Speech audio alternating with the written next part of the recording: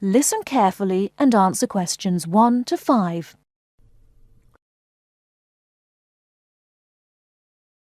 Welcome to Orientation Week. Today I am here with the captain of our school's women's gymnastics team. Her name is Elizabeth Rain, and she is a fourth-year student. I hope you can all see her as an example of a responsible student and athlete, a role model for everyone. Hi, Elizabeth. Thank you for stopping by our Orientation Week. Thank you for having me. Welcome to our university, everyone. If there are any of you thinking about joining our school's athletic program, I would strongly encourage you to do it. Being a part of the gymnastics team has been one of my best experiences during my time at this school. It has taught me so much about teamwork and friendship, and has even taught me how to improve my academics by prioritizing my time. I have some questions that I am sure the students will want to know the answers to as well. First of all, how did you find the time to do well in classes as well as train for gymnastics? Prioritizing is the key. You must be very organized. Every day I wake up and I know what I must do for the day. I plan things in order of importance. For example, if today I have a competition for gymnastics in the afternoon, then I know I have to finish my homework and studying in the morning. In other words, keeping an organized schedule of your priorities is very important. Can you explain to the students a little bit about your study habits? Well, I usually try to take classes that I'm interested in. This way, I have no excuse not to study because I chose the classes out of my own preference. I separate my study time by class. For example, if I have 5 classes for this semester, I will study for 1 class a day from Monday through Friday, and then review for all of them on the weekend. I won't try and study for all 5 of my classes at one time. It is too hard to do that, to remember everything and not feel like you are going crazy.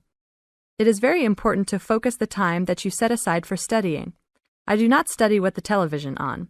I try to keep away from all distractions because I find that I learn better that way. But of course, how each individual will study depends on each person.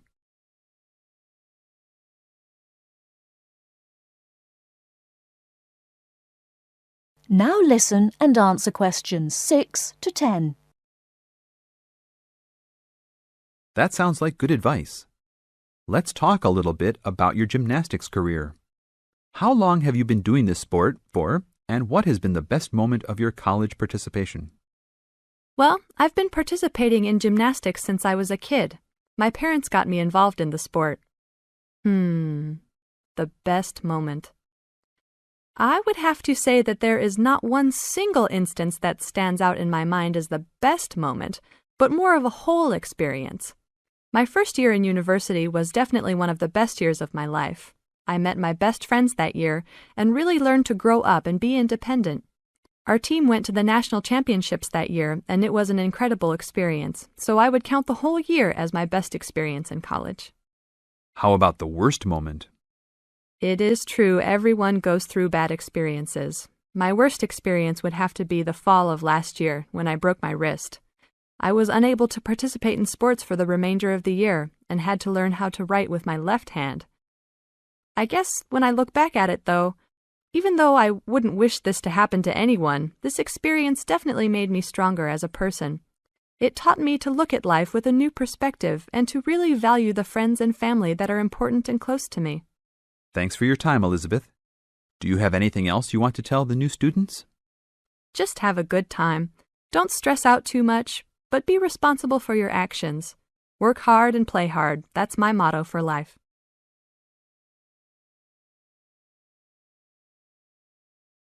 Now, listen carefully and answer questions 11 to 17. Sorry I'm a bit late. Oh, no problem. Thanks for agreeing to help me with my assignment today. I really needed to go over it with someone. Sure. You were going to talk about European rock art, weren't you? Yes, the rock drawings in the caves of Lascaux in western France. Oh, fantastic. Over 13,000 years old, I believe. What sort of drawings are they? They're drawings of animals on the whole, but you can also find some human representations, as well as some signs. There are roughly 600 drawings at Lascaux. Really? Were they mostly pictures of bulls? Well, no, actually. The animal most depicted was the horse.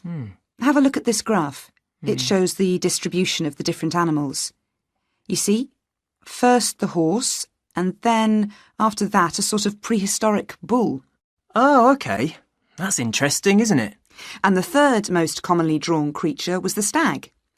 There were some other animals, but these are the main ones. What are the drawings like? I mean, what sort of style?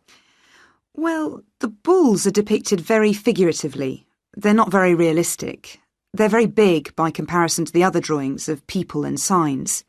They appear to be almost three-dimensional in some cases, following the contours of the cave walls, but of course they're not. Amazing. Perhaps they felt these animals were the most impressive and needed to be represented like that. Yeah, maybe. The drawings of humans, by contrast, consist of just simple lines, like the stick figures my little sister draws. Perhaps humans were seen as less important. Perhaps. What about the signs? How did they draw them? There doesn't appear to be much evidence of signs, and those that have been found are usually made up of little points. Rather like Aboriginal art from Australia. Yes, something like that, but not as complex, of course. So, apart from the bulls and horses and stags, were there any other creatures depicted? In one or two chambers you do find pictures of fish, but they're quite rare. What sort of size is the cave? It must be quite large to have that many pictures. Well, it's actually a number of interlinking chambers, really. Here's a map showing where the different drawings can be found. Oh, good. Let's have a look at that. The first 20 metres inside the cave slope down very steeply to the first hall in the network. That's called the Great Hall of the Bulls. Here. OK. Then, off to the left, we have the Painted Gallery, which is about 30 metres long and is basically a continuation of this first hall. But further into the cave. Exactly. Then we find a second, lower gallery called the Lateral Passage. This opens off the aisle to the right of the Great Hall of the Bulls. It connects the next chamber with an area known as the Main Gallery. At the end of the Main Gallery is the Chamber of Felines. There are one or two other connecting chambers, but there's no evidence of man having been in these rooms.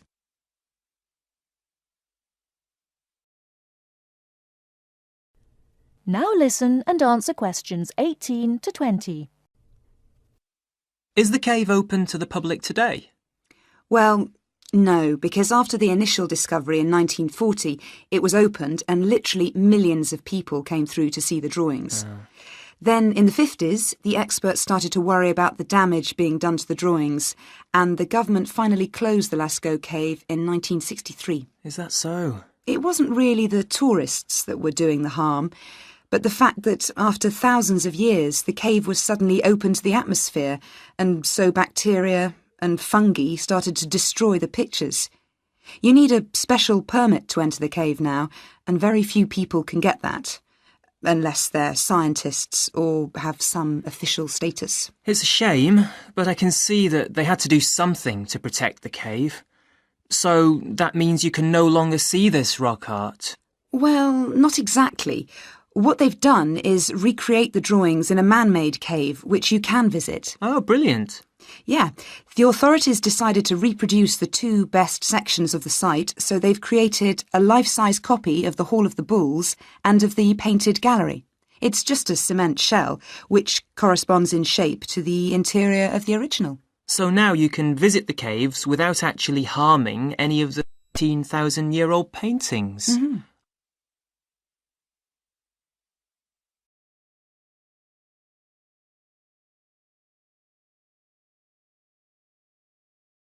Now listen carefully and answer questions 21 to 26. OK, can you quieten down, please? Now, today I'm going to talk to you about your assignment. We've been studying the effects of the exchange rate, so I'm going to give you a project to do on this. Right, can you make some notes while I'm talking? The first thing that I'd like you to do in order to prepare this is to select where you're interested in. I mean, which country, and therefore which currency you're going to be operating in. OK, now the purpose of the project is to make money, and I'm hoping some of you will make a significant amount. So, I want you to suppose that you have £100 that you will have to invest purely in the rises and falls of the exchange system. In other words, you'll be trying to predict rates. This is a project that you'll be doing together, but before you work together, you'll have to go off and research what you need to know about the economy of that country and how well it's doing or is expected to do in the near future. You could all make up a little information sheet with your notes on, clearly legible, because then I want you to get together, we can do that next week, and to go round and read about each other's countries. When you see how well or badly each country is doing, I want you to decide what your exchange rate is going to be against all the other currencies. After that is all sorted, what you're going to do is go round the other students and attempt to sell your money to the others. Remember, this will depend on the success of your country's economy and the rate you fixed for your currency. Now, you're not allowed to just swap currencies with each other, but you may wish to buy from the other countries. But you must do a proper transaction. All the way through this, you must keep your accounts properly for each transaction. I'll give you 1 week to do this, and then we will set a time for the deals to finish, a bit like the stock exchange. And at that point, I will ask you to calculate how much you have made. Is that clear?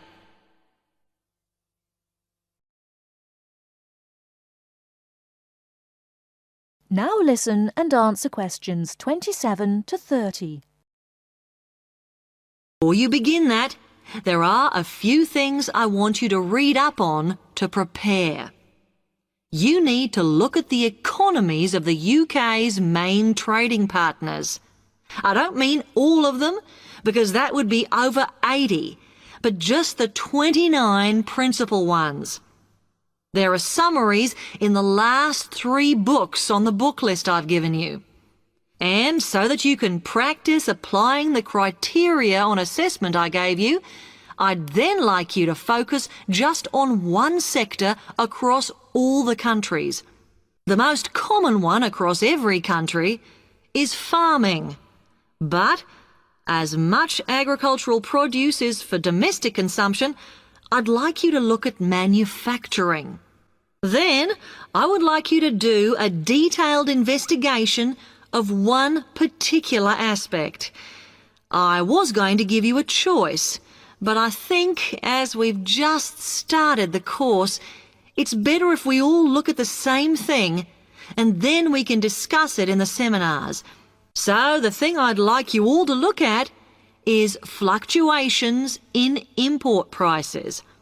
Now, you need to do all that before you start the project, as it will help you assess the economies of the countries you'll be representing in the project. Don't worry, you've got plenty of time. Exam week is December the 8th. Then it's the holidays until January the 6th, so I don't need the project in till February the 5th. Is that okay? Now, any questions on this? Now listen carefully and answer questions 31 to 40. Good morning. My name is Dr. Mervyn Forrest, and I specialize in management techniques and training. I've been invited here today to talk to you about the cost to the economy of bad management. And what I would like to dwell on first is an area that has recently been exercising everyone, and that is coercion in the workplace, or, to put it more simply, bullying. It has been estimated that bullying at work costs the British economy up to £4 billion a year in lost working time and in legal fees. And with the problem apparently on the increase, it is time that managers took on board what is happening. I would like to think that what is perceived as bullying is nothing more than lack of experience, insecurity, or lack of awareness on the part of managers, and not a conscious effort to attack someone. But that is perhaps a case of my being naive or over-hopeful. Before we break up into groups to look at the first task on the handout you've got, I'd like to give you a start with some of the main bullying methods that have been identified so far. Basically, what I'm going to do here is to give you examples of 1 or 2 points. Can you all read the OHP clearly? Yes? Right, off we go.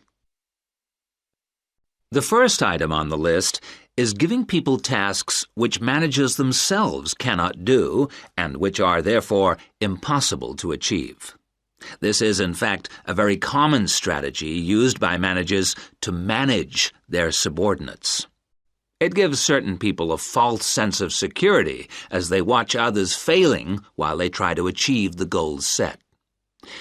Another simple bullying technique is constantly moving the goalposts, especially when one's employees are in the middle of a task. This is not bad management, it is just plain stupid. All targets and goals set should be easily achieved within a realistic timescale. Sending memos to someone else criticizing the performance of a task where the individual has no way of replying is another common technique, especially when the manager concerned does not reply or makes it impossible for subordinates to contact him or her by not answering the telephone or not replying to emails. This is not the style of a sound manager, but rather the antics of someone with emotional problems. If you behave like that, don't expect your staff to respect you. And now, the technological bully. It is interesting how all tools designed to help can be turned into dangerous weapons. The urgent email bully is fast becoming a problem in the office. Employees turn on their computers to be faced with a string of badly worded emails, making instant and often unrealistic demands, which reveal the hysteria mode of management. Have you ever felt a sense of dread before looking at your email, even your personal messages? All companies should develop a company strategy whereby there is an email code of practice, with offensive messages being forwarded to a designated person for appropriate action. I would now like you to break up into groups and brainstorm other bullying techniques which you think you may have experienced, and perhaps, if you're honest, which you have been party to. I can think of at least 9 more bullying strategies. I would also like you to consider ways in which you think that each of the techniques on your list can be countered. Is everyone clear as to what the task is? Yes? Okay. You've got 20 minutes to do this. You now have half a minute to check your answers.